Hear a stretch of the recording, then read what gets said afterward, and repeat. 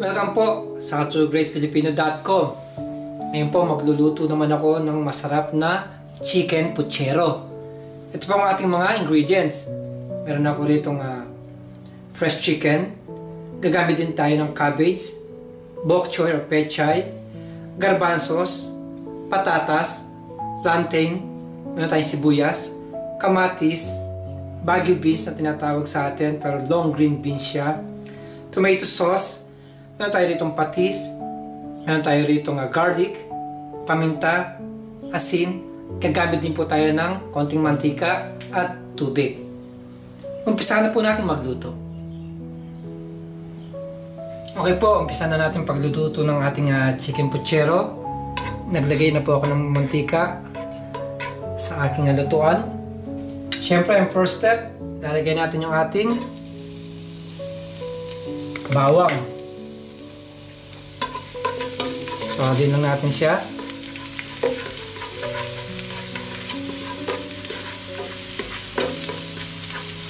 Ngayon po, lalagyan na natin yung ating sibuyas.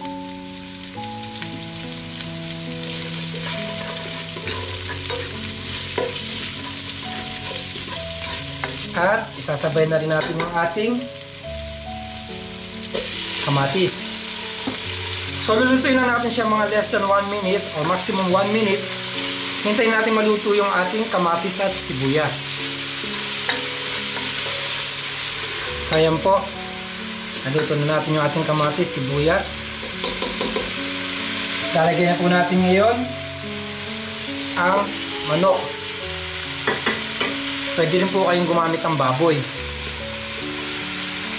So haluin lang natin sandali.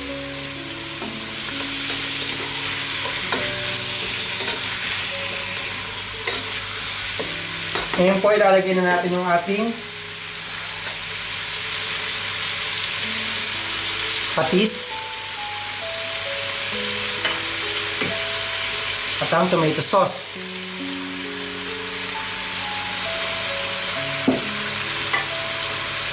Haluin lang natin sandali.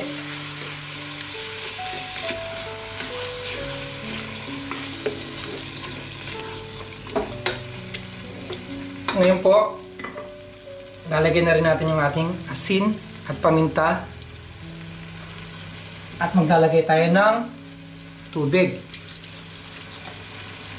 Hindi po masyadong marami, kailangan level lang po siya rin sa chicken.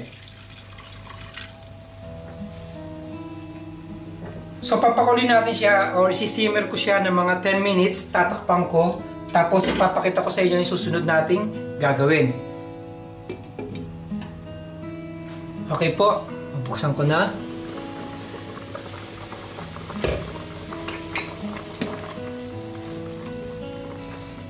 So naluto na natin na yung manok pero hindi pa siya totally cooked.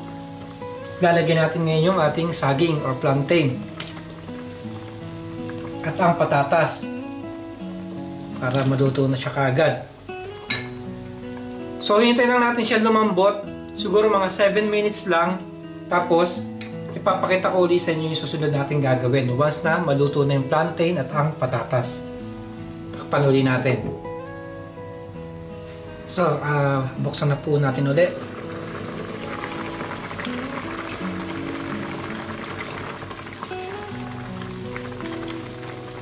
Yan, medyo malambot na po yung ating patatas tsaka yung plantain. At this point, ilalagay natin yung ating Baguio beans. Lubog lang natin sandali. Tapos yung ating chickpeas or garbanzos. Again, haluin lang natin. So, lulutuin na natin siya mga 4 to 5 minutes. Once na lumambot na yung ating Baguio beans, ilalagay na natin yung ating bok choy at ang ating cabbage. Tatakpan natin ulit siya. So, punta na po tayo sa last stage ng ating pagluluto. Buksan ko muna. So, malambot na po yung ating Baguio beans. Siyempre, ilalagay na natin yung ating cabbage at ang bok choy o pechay.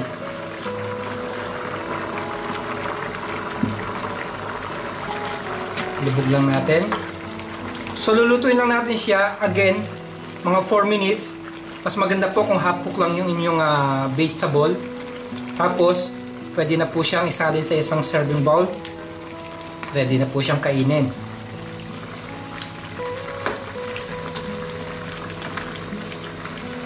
Ganyan lang po kasimple pagluluto ng chicken puchero.